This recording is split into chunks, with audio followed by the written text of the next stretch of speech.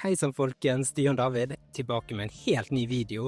Endelig. Jeg vet at det har vært en liten stund siden jeg kom ut med den første videoen. Beklager det. Jeg har selvfølgelig måttet bruke tid på å lande ordentlig og prosessere alt fra den turen jeg var på, og i tillegg liksom planlegge dette prosjektet som vi nå har begynt med. Jeg har ventet på denne mikrofonen en stund, og den kom endelig, så da tenkte jeg egentlig det var bare for tide å sette i gang med prosjektet. Men før jeg går inn på hva det er for noe, og hvor jeg er, så vil jeg bare aller først takke fra bunnen av hjertet mitt til absolutt alle sammen som har sett videoen min reise til Utopia, og absolutt alle de fantastisk fine meldingene jeg har fått fra så mange folk. Altså det har virkelig betydd alt for meg. Det er veldig vanskelig å på en måte beskrive det nøyaktig hvordan jeg har følt, men for å si det sånn, det har vært den beste følelsen ever. Det at så mange har sett den, og den har rørt så mange på en måte, og det at det budskapet på en måte, det kom fram, det var jo på en måte alt jeg ville, ikke sant? Derfor så setter jeg så uendelig pris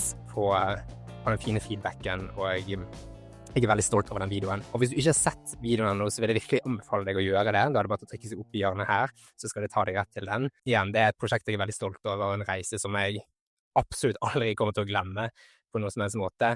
Igjen, tusen takk. Så det tar vi videre egentlig til dette prosjektet. Det henger jo på mange måter sammen med den videoen egentlig, for det er starten på dette jeg har hatt lyst til å begynne med en stund nå. Så jeg vil gjerne ønske velkommen til første episode av The Juan Within. Dette er min helt nye videopodcast som jeg har suttet og vurdert lenge om jeg skulle lage, og hvordan jeg skulle utforme den, og hva jeg på en måte ville med den.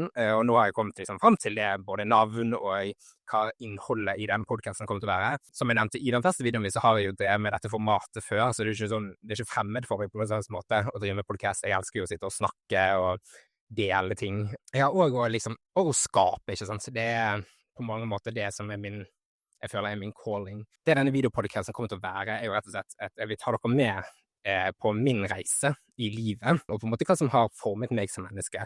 Jeg føler det er så mange ting som er så viktig å snakke om når det gjelder akkurat de tingene, og spesielt når det gjelder liksom, livet generelt, hva det vil si å være et menneske, og hvordan det på en måte en helt vanlig gutt kan oppleve så mange forskjellige ting i livet som leder til at man ikke har lyst til livet lenger, og hva det er som egentlig gjør at det skjedde, fordi at det har jo det har vært en lang rekke med ting, ikke sant? Og det er jo sånn at alt på en måte henger sammen, og helt fra tidenes morgen, jeg holdt på å si, helt fra tilbake jeg kan huske til jeg var liten, så har det vært ting i livet mitt som definitivt har påvirket psyken min, og som har gjort at jeg har vært en veldig forvirret sjel, egentlig, og jeg ikke visst hvem jeg har vært, og hva mitt mål på den planeten på en måte har vært. Og da har jeg brukt, sånn som jeg også nevnte i den første videoen, da har jeg brukt mye tid på å finne disse svarene og sette sammen igjen min historie, pusle på en måte sammen alt som er så et lite puslespill. Jeg har bakgrunn av mange ting som er viktig å snakke om, viktig å være åpen og ærlig om,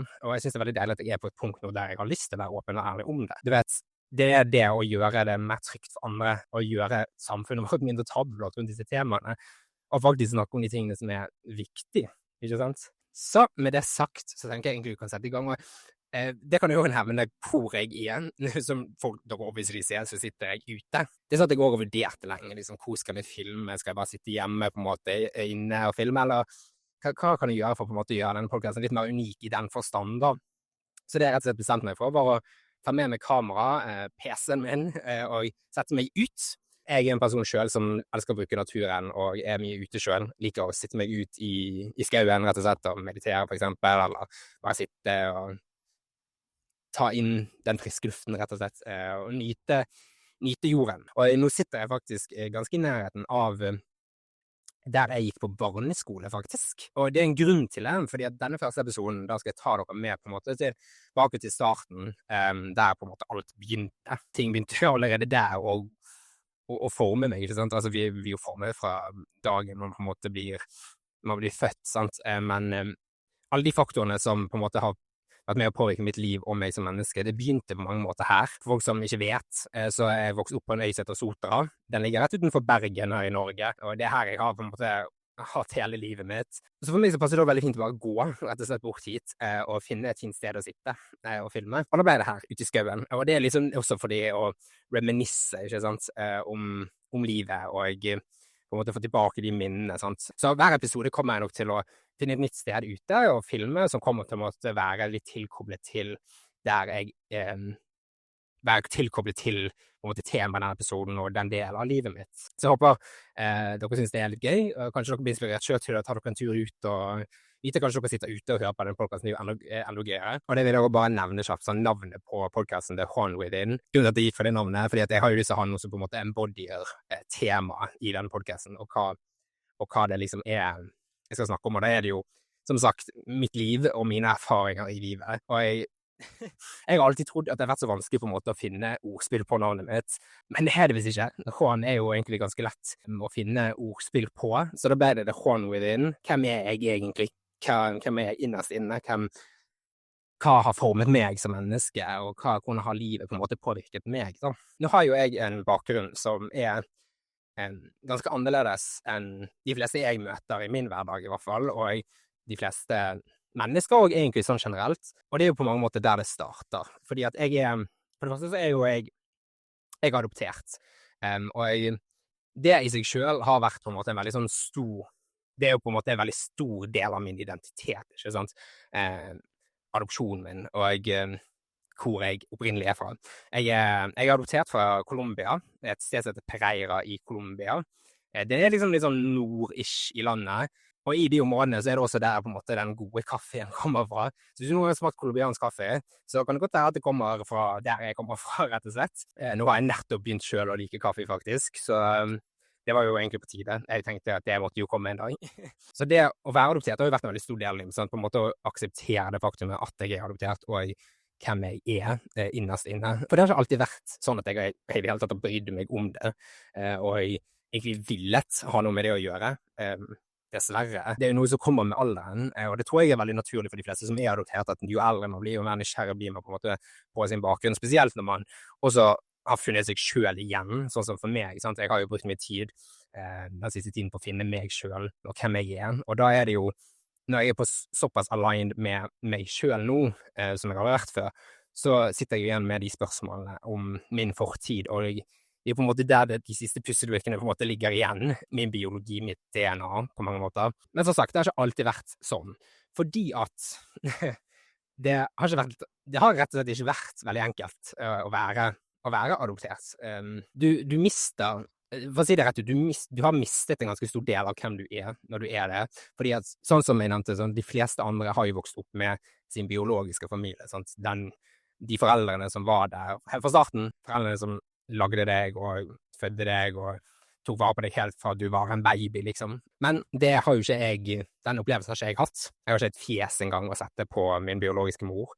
Jeg har ikke peiling på en biologisk far. All informasjon jeg har angående akkurat det der, er at min biologiske mor, hun fikk meg når hun var i 17-årsalderen, som er veldig, veldig ungt å få et barn. Men her er ikke unaturlig, spesielt ikke i et land som for eksempel Colombia, der det er på en måte det er veldig store samfunnsforskjeller der i forhold til for eksempel Norge, da. Og det er mange alenemødre der som blir nødt til å etterlate barna sine, rett og slett fordi at samfunnet ikke er bygd opp for at de skal kunne ta vare på et barn. Så det er på en måte den informasjonen jeg har om akkurat det, og i tillegg så har jeg jo fått nylig vite om at jeg har 2 biologiske brødre, som jeg ikke har peiling på for det første om lever fremdeles, eller hvor de er, hva de gjør, om de er i Colombia, om de er et annet sted, ikke sant, og det setter jo mange spørsmål, ikke sant, allerede der, som jeg har lyst til å ha svar på, spesielt nå har jeg blitt kjempenysgjerrig på akkurat det, sånn, min biologi, altså min opprinnelse, sånn, mine røtter, min kultur. Og i 2004 så kom jeg til Norge, og da var jeg 3,5, og siden da så har jeg, som sagt, som jeg nevnte i starten av denne episoden, vokst opp her ute på Sotra, og det er på en måte her hele livet er formet, her på Vestlandet i Norge. Og det er jo noe med det, sånn, mange er jo nysgjerrig på spesielt på liksom, men husker du noe fra når du var i Colombia, sant?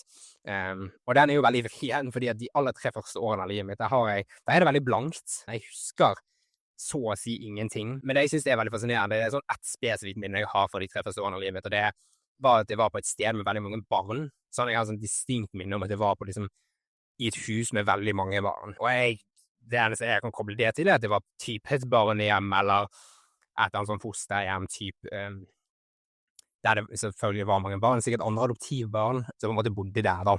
Men som sagt, det er det eneste minnet jeg har fra mine aller tidligste år.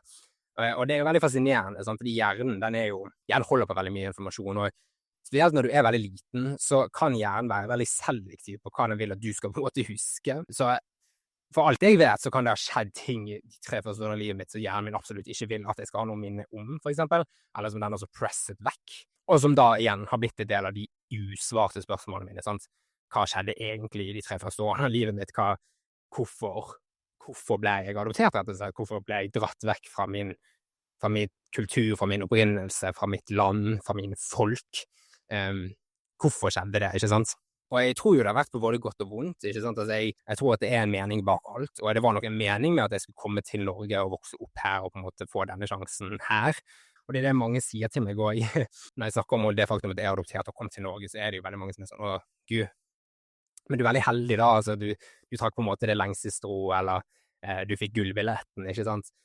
Og jo da, altså man kan godt si det at jeg var heldig som fikk komme til Norge, og på en måte at det var her jeg har fått lov å vokse opp, og de mulighetene jeg har fått her, og den tryggheten jeg har hatt her, og de rettighetene ikke minst.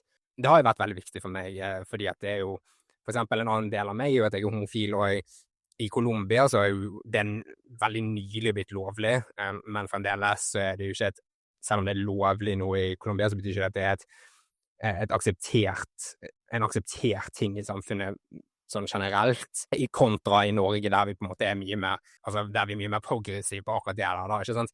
Så jeg tror, det hadde på mange måter vært for meg mye farligere å vokse opp i Colombia, med tanke på hvem jeg er, sant? Så i den forstand, jo, da har jeg vært heldig, men så er det ingen andre som kan sette seg i mine sko, og se ting fra mitt perspektiv, fordi det er ikke alltid jeg har følt meg heldig, det er det ikke, og det er på en måte noe jeg må være helt ærlig om, at Norge er på ingen måte, sånn som alle andre land, et perfekt land. Det er et utrolig vakkert land med mange fine folk, og igjen med en veldig veldig godt progressivt demokrati, ikke sant? Men det betyr ikke igjen at jeg alltid har følt meg velkommen her, og jeg følt at jeg har hørt til her.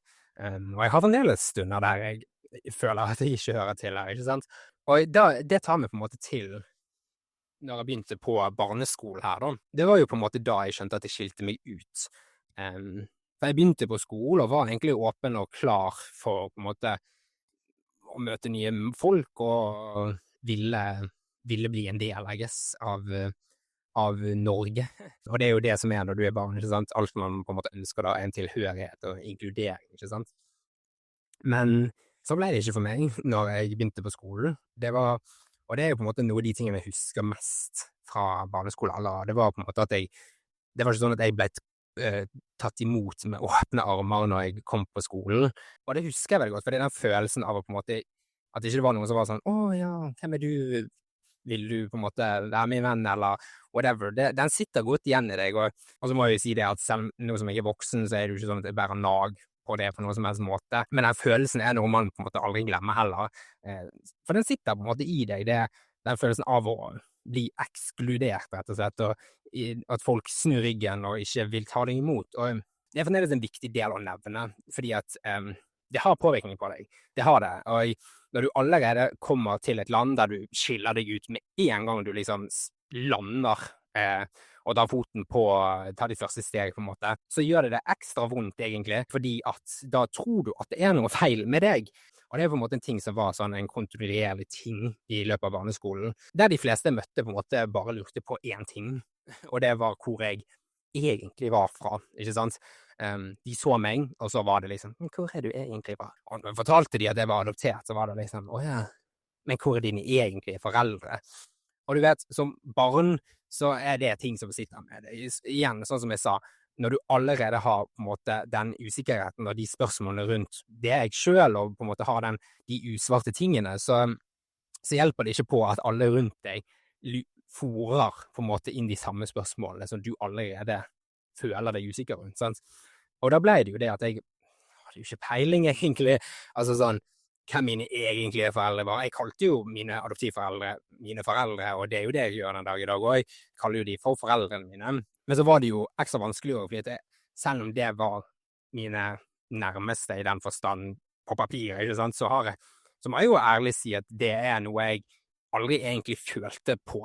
Jeg har aldri følt meg veldig nær mine adoptivforeldre, ever, faktisk. Og det fremdeles til den dag i dag så sliter jeg med det å ha det nære forholdet til det. Selv om det mye bedre nå når jeg blitt eldre, og det tror jeg selvfølgelig igjen noe som kommer med alderen, fordi at man blir mer selvstendig, ikke sant, jo eldre man blir, og man blir mer uavhengig, ikke sant. Men som kid igjen, da jo de eneste du sant? Du rundt de hele tiden, du hjemme hos de hele tiden. Så når jeg da sleit med på en måte å komme overens med de hjemme, så var det jo enda vanskeligere når man hørte de spørsmålene konstant rundt seg, og fikk den der, men hvem du egentlig, hvor du egentlig fra, hvem dine egentlige foreldre, hva gjør du egentlig her på mange måter? Så sagt, jeg følte meg jo da ikke hjemme, hverken på skolen eller i mitt eget hus, og da ble det på en måte vanskelig å finne en plass, og det var det mye av barneskolen gikk i, sant?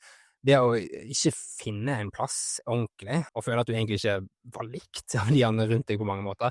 Og det var jo ikke bare jeg som hadde utenlandsk opprinnelse i klassen min, det var jo andre som hadde det også, så på en måte ble mye mer, I guess, godt tatt imot, og fikk på en måte den inkluderingen som jeg aldri egentlig fikk på den alderen. Da begynner man jo også med de spørsmålene om, det noe oppriktig galt med meg, liksom?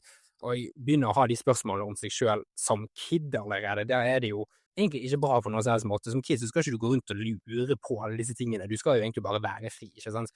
Et barn egentlig en fri sjel, de har ikke alle disse, de skal ikke ha alle disse spørsmålene, disse forventningene og alle disse rammene rundt seg, ikke sant? De skal kunne utforske seg selv og utvikle seg selv og finne ut om seg selv uten at folk rundt de setter de i en bås, sant? Og setter spørsmålstegn med deres eksistens, egentlig. Og dessverre så fikk jeg den opplevelsen hovedsakelig som barn. Jeg visste ikke hvor min plass var, og jeg sleit på en måte med å like, rett og slett, å være adoptert. Så på mange måter så var det en ting, og jeg tror det var også litt derfor jeg brydde meg så mye om den siden av meg til nå jeg har blitt eldre, fordi at jeg på en måte har suppresset det vekk, og ikke latt det på en måte. Jeg har liksom ikke likt den delen av meg nok til å bry meg om det, sant? Og det egentlig en ganske vond ting, fordi at det en veldig stor del av deg. Og det jo ikke bare jeg, sant, som har hatt den opplevelsen. Jeg vet om andre som adoptert, som fremdeles en dag i dag bare absolutt ikke vil ha noe med det å gjøre. Og det jo mange andre adoptivbarn som aldri har lyst på en måte på de svarene, og bare på en måte skjuler den delen av seg totalt. Og det kan jo være mange årsaker til det, sant? Vi alle har forskjellige historier hvor man kommer fra, og noen som er adoptert har veldig, veldig vonde historier om hvorfor de er adoptert, sant?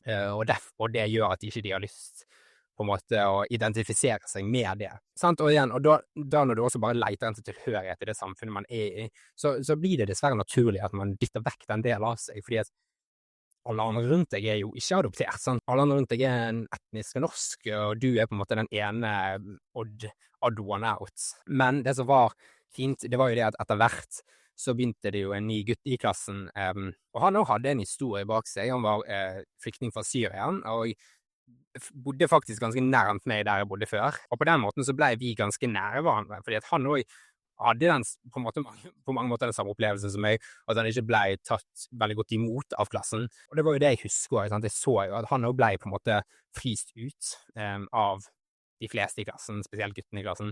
Og da var det naturlig for meg, husker jeg, og ja, at meg og han ble kompiser, og vi brukte mye tid sammen i barndommen. Så jeg fikk meg jo en venn, heldigvis, og da hadde jeg han å lene meg litt på når jeg gikk gjennom barneskolen, sant? Så det var jo veldig fint å på en måte få seg en venn til slutt, og jeg slapp heldigvis å på en måte gå alene gjennom hele barneskolen. Men som sagt, det gjorde med meg, sant? Det var jo det å fore inn under den usikkerheten jeg allerede hadde, de usvarte spørsmålene jeg allerede hadde om meg selv, og de tingene som jeg allerede egentlig ikke likte ved meg selv, sant? Det at jeg var adoptert, at jeg så annerledes ut, at jeg skilte meg ut i mengden. Den tankegangen ble foret av de rundt meg, av barna som var rundt meg, og av til og med voksne som var rundt meg. Jeg husker det, og til og med foreldre til noen av disse barna stilte rare spørsmål til mine foreldre angående min bakgrunn og hvem jeg var, og hva har du med det å gjøre? Og de sier jo også noe om det, sant? Fordi barn, de tar jo av som er rundt seg, og det mye der som på hjemmebane, og jeg vil si at foreldre har mye ansvar i akkurat det der om hvordan barna deres går ut og møter et annet menneske som har en annen hudfarge, eller bare ser litt annerledes ut. Og det skal vi selvfølgelig ikke ha noe å si, sant? Vi alle jo innerst inne så vi jo alle av kjøtt, blod og bein. Det jo det som på en måte under her. Og det så rart da at hudfarge liksom en ting som folk bryr seg så mye om, og utseende på en måte liksom så sinnssykt viktig, når vi alle innerst inne ser helt like ut. Men sant, sånn som jeg sa, det noe man lærer av de rundt seg. Sant? Så mange av de foreldrene burde gått inn i seg selv og sett at barnet mitt reflekterer meg akkurat på en prikk. Så kidsene rundt avslørt jo veldig mye av hjemmebanen der, sant? Og det jo noe med det, sant? Da gikk mye av tiden min til å sette spørsmål om jeg egentlig norsk nok, sant? Hva vil det si å være norsk nok, egentlig? Måtte jeg ha en annen hudfarge? Måtte jeg ha en annen hårfarge? Måtte jeg oppføre meg på en annen måte? Måtte jeg gå annerledes kledd? Altså, hva var det som var feil med meg? Og så nå selvfølgelig, nå vet jeg jo det at det var jo absolutt ikke noe feil med meg i det hele tatt. På ingen måte. Det var jo samfunnet rundt meg, det var noe feil med. Folkene rundt meg, det var noe feil med. Men det noe man ikke vet som barn. Det noe man ikke har en sånn awareness av. Igjen, som barn så det jo, du vil jo bare være med folk, og du vil bare bli inkludert, sant? Og da gjør det ekstra vondt når alle rundt deg på en måte ser på deg og stiller spørsmål med deg, på en måte som de ikke stiller spørsmål til noen andre. Så på den måten så det jo, viser det veldig tydelig at rasisme, det levde i beste velgående da, og det lever jo også i beste velgående i vårt land den dag i dag også. Og det også noe jeg har lyst til å ta opp litt her i denne episoden, fordi at det var jo veldig nylig en ting som skjedde, sant? I vårt land, akkurat når det gjelder dette her. Jeg filmet dette, så det jo cirka 3 uker siden det skjedde, men det var jo Tamima Nibas Juhar som ble drept på jobben sin av en 18 år gammel gutt faktisk, som helt vilt å tenke på. Men hun ble da altså drept på grunn av sin hudfarge, på grunn av hvordan hun så ut. Og det var jo noe som kom ut i ettertid, sant? Som han var helt åpen og ærlig om også, om at dette drapet det var politisk motivert, og det var grunnen til at han tok livet av henne. Og det gjør noe med deg, spesielt når du på mange måter ligner på personen som det skjedde med. Tamima, hun var bare på jobben sin for å prøve å hjelpe, for å spre kjærlighet, ikke sant? Men altså livet hennes ble rett og slett bare revet vekk fra hun på grunn av måten hun så ut på. Og grunnen til at jeg nevner det fordi det så viktig å snakke om det, spesielt når sånne ting skjer. Fordi at, ja, det skjer i vårt lille land. Man skal ikke gå rundt og tro at det ikke kan skje her. Selv om, sånn som jeg nevnte også tidligere i denne episoden, at Norge selvfølgelig et mye tryggere land enn de fleste land i verden, og et mye mer progressivt land. Men det betyr ikke at disse tingene ikke skjer her, sant? Og jeg tror også på grunn av hvordan Norge egentlig, så gjør det enda mer med oss når man leser at noe sånt skjer. Hvordan kan et rasistisk motivert drap skje her i et land som egentlig skal være såpass fritt, såpass inkluderende og såpass godt for alle egentlig? Og det har jo skjedd flere ganger, dessverre. Altså en gang for mye, ikke sant? Men sånn 22. juli, Matapo, Philip Manshaus, som drepte søsteren sin fordi hun var adoptert, og Tamima nå. Altså det er så mange eksempler, dessverre, på at dette har skjedd her. For meg så det jo, så satt det virkelig et spor i meg, fordi at det liksom sånn, herregud, må jeg være mer overvåken nå når jeg går ut blant folk, må jeg være mer forsiktig nå, sant? Man begynner jo faktisk å tenke sånn, og det som så skummelt med høyreekstremisme, ikke sant? Det leder til. Det såpass dypt satt hat hos et menneske.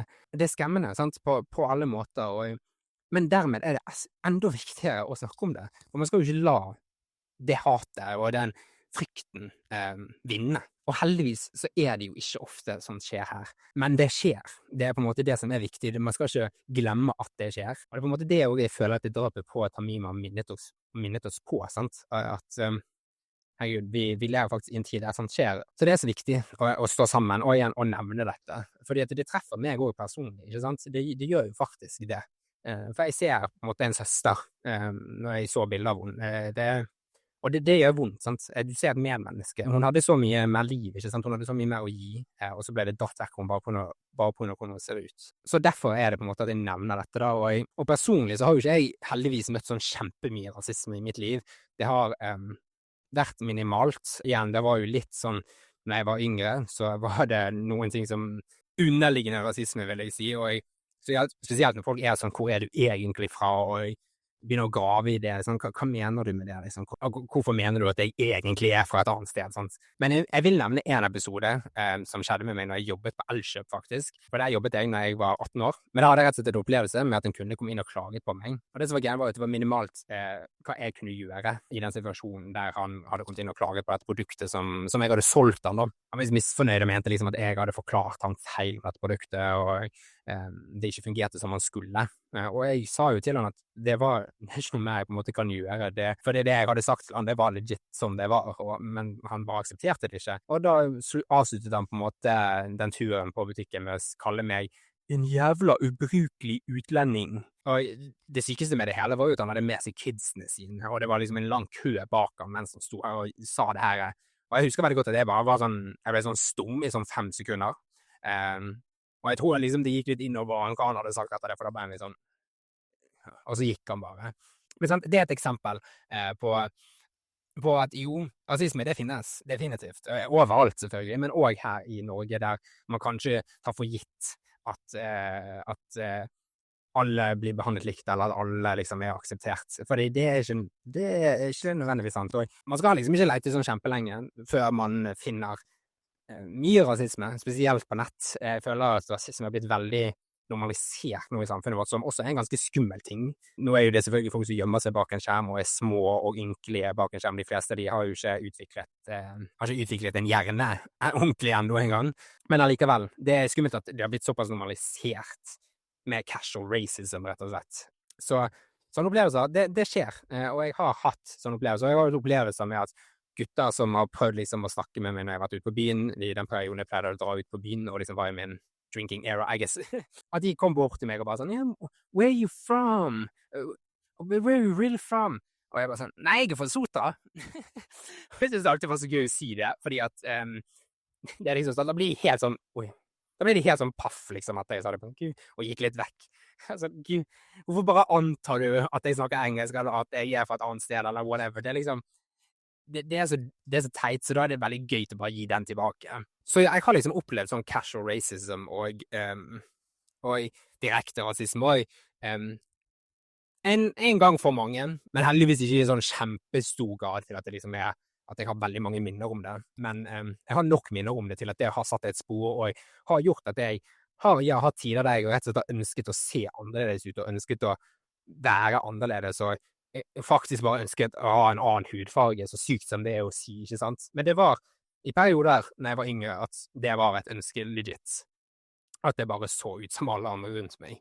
Og det er veldig rart å si det, fordi at nå er jo jeg på et såpass punkt at jeg er så sinnssykt stolt over hvem jeg er som menneske. Jeg er så sinnssykt stolt over hvordan jeg ser ut, mitt navn. Jeg synes det er kult at jeg har adoptert, og på mange måter så har jeg får gjøre noe som så mange andre mennesker ikke får gjøre.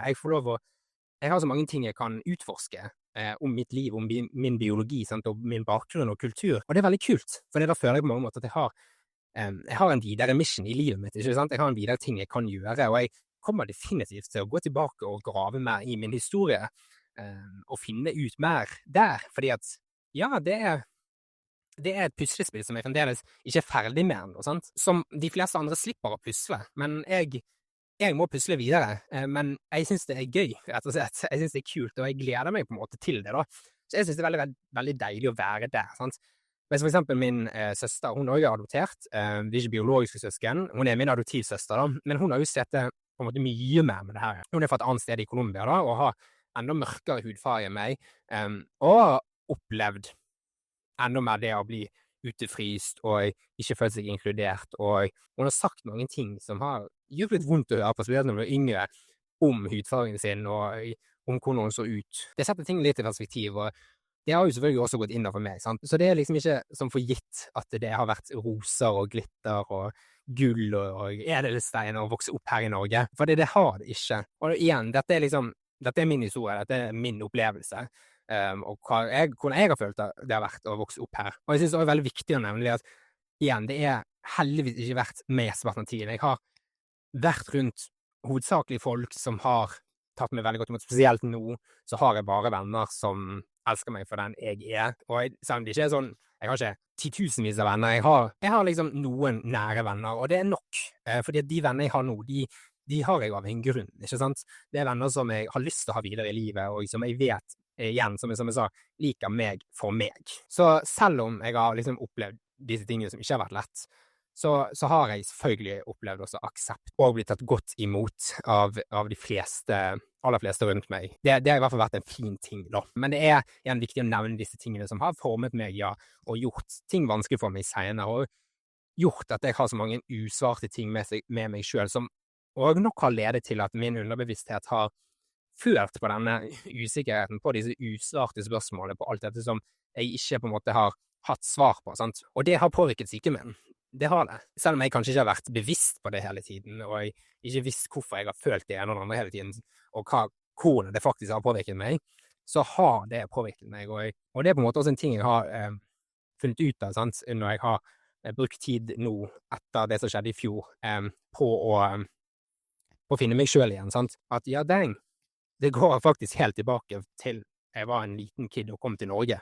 Helt tilbake til når jeg ble røsket opp fra roten og tatt med til andre siden av jordkloden, for der jeg egentlig hørte til, kan man si. Ja, fordi du må huske det, hjernen holder på så vanvittig mye informasjon, og underbevisstheten, der er det ting du ikke ser som påvirker deg.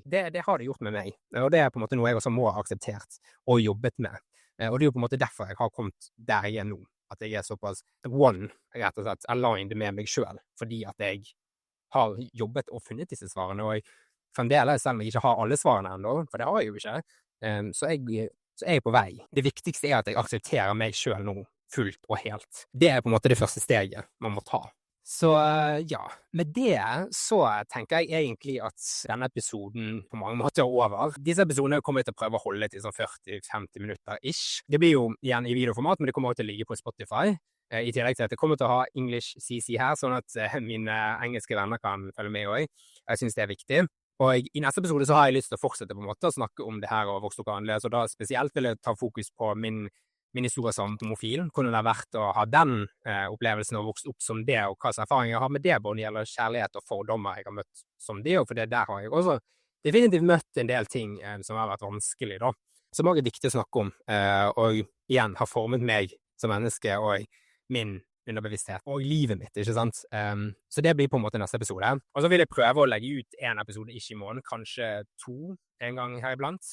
Det kommer litt an på hvor lang tid det tar å redigere disse, rett og slett. For det er en del planlegging som skal inn i det, og en del jobb i det. Men det er veldig gøy. Jeg gleder meg utrolig mye til dette prosjektet. Jeg håper virkelig at dere også gjør det. Og så håper jeg dere har likt denne episoden veldig godt, og likt det jeg har snakket om. Og igjen, jeg vil bare understreke dette før jeg avslutter, at jeg er selvfølgelig utrolig takknemlig for et lov til å vokse opp i Norge og møtt de folkene jeg har møtt, som har selvfølgelig også vært med og formet meg, og de erfaringene jeg har hatt herfra. Jeg har lært ufattelig mye av å bo i dette landet, og med det å liksom komme fra et helt annet sted og komme hit. Jeg synes det er deilig også for min del at jeg har kommet på et såpass punkt at jeg tør å dele dette her og snakke om dette. For jeg vet at det er så mange andre som er adoptert, som ikke har lyst til å snakke om det, sånn som jeg nevnte tidligere, at de har ikke lyst til å identifisere seg med det, eller ha noe med det å gjøre. Og jeg synes, igjen, det er vondt, fordi at det er en såpass viktig del av deg, det er en såpass stor del av deg, sånn DNA-et ditt, biologien din, legit. Fordi den du er innerst inne i, sånn, hvor du faktisk kommer fra. Og jeg håper virkelig denne videoen kan nå ut til andre som er i samme situasjon, sånn som andre som har en lignende historie, og som har kommet her til Norge, og kanskje følt seg utenfor, og jeg synes det har vært vanskelig å finne sin plass her. Og vise at det går fint. Du har en plass her. Du har en plass uansett på jorden. Vi alle deler samme jord. Vi alle deler samme natur, samme luft. Altså, vi alle deler den samme flytende steinen ute i ingenmannsland. Og jeg tror det er veldig viktig å bli minnet på om det, at vi alle til syvende og sist bare er mennesker. Hvor enn du er i verden, og hvordan du ser ut, så skal ikke det ha noe som helst å si. Vi alle er her for en grunn, ikke sant? Så ja, derfor er det ekstra viktig for meg å snakke om dette, og belyse disse temaene rett og slett, og ja, gjøre det mindre tabulagt, fordi det er viktig å vise alle sider av et liv, og alle sider av hvordan det er å vokse opp i det norske samfunnet. Så igjen, tusen takk for at dere så på denne episoden. Jeg setter kjempe pris på det. Gjerne igjen drop en like, subscribe og en kommentar hvis dere har noen spørsmål, eller når dere vil at jeg skal ta opp i noe i en episode eller noe, så må dere bare si ifra. Så ses vi igjen om ikke lenge, folkens, til episode 2 av The Juan Within. Until then, take care.